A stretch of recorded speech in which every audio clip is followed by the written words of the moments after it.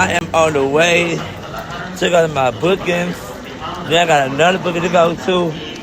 Yeah, and then I'm ready to do a whole new booking. No worries, baby. Yeah, you see me, I'm walking in the airport. It's a whole bunch of people in the airport. For real. But now, I'm on the way to my booking. Period. I want to catch my flight. When I get on that flight, I'm out of there. Period. Clock that. Y'all tell me why my man got out a whole outfit and he ain't think about his doing. Why would you say that? Oh, okay. He ain't think about it, y'all. He got out a whole outfit. This outfit is hard. 2143 non-stop jet service all the way up to Chicago International Airport. You know I want to win? I know you like stuff like that. I mean, I know I want to win. Maybe because I ain't say nothing. See, you know, they say, close my mouth. Once the flight plan is showing 1 hour and 28 minutes, we're flying through our fast jet. You should be able to make up some of that time. Me and Bae are really having a great time. Baby, we are where? And in the north with it. Period. Look at my room. On the sofa. Look good. Yeah, we lit. Book the business. All 2025, baby.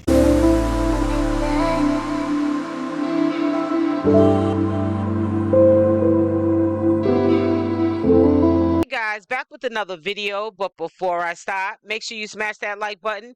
Also, if you're not subscribed to the channel, you do so, making sure that that notification bell is on with the option all, so when I upload these videos, you are the first one to watch. Also, make sure to leave a comment on this video. So getting directly into it, I want you guys to stop paying attention to the new arrangement, the paymaster arrangement that Alvo and Shamar have worked out. You know, you're going to start to see happier spurts, moments of Alvo being happy and Shamar being happy for the moment. But I want you to peep in the conversation, his IG stories, okay? When he randomly goes live, he might not stay on live, you know, for the next couple of days. We know he's predictable. He'll get on live maybe, and he'll say stuff. And he's really telling on himself how he truly feels. But sometimes people just can't be alone. Like Shamar, he has to always be in a relationship, whether it's toxic or not, whether he knows that the situation is not good for him or not.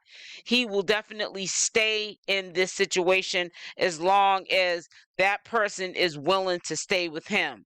Now, he mentioned very briefly and try to make a joke out of it, and we all know behind a joke be the truth. Do you notice how his man is looking all spiffy, you know, looking all GQ, and got him looking like a mess?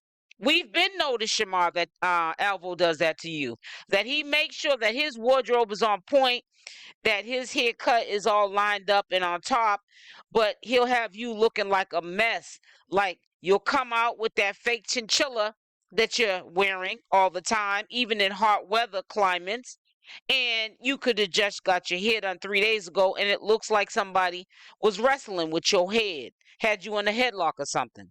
Now, as you guys could see, he went and got his hair done and probably brought some clothes from home, some clean clothes, I hope, to put on, or some new clothes maybe Alvo went and shopped for, because we know that Alvo, when he goes out shopping for himself in the new towns that they, or cities that they go to, he always likes to buy new, you know, gear. And let Shamar tell it, you know, from the past, you know, he doesn't really put no money in, you know, in Alvo's pocket unless Alvo asks for it, and let Alvo tell it, Shamar gives him no money, but Shamar is pretty much giving him what he's asking for it when he asks for it. But this is definitely a using relationship. I mean, Ray Charles can see through it. You know, if Shamar likes it, I love it, but it's gonna get ugly. It's going to get really ugly because, see, Shamar's the type of person, he can know exactly what you're doing to him, but as long as you don't take it too far, he's not going to take it too far. But as long as he knows that you're ready for the long haul to be with him and not get funny with him, even if you're pretending, he's all good with it. But sometimes being all good with something that you know is not genuine, that's how it gets blown out of proportion and people can get hurt in these situations and people can get locked up in these situations. And I say locked up because Shamar is a cop caller. So when it's all said and done and, you know, whatever the game plan, the end goal is for Alvo with Shamar, when he is done with Shamar is going to have Popo involved. Trust and believe.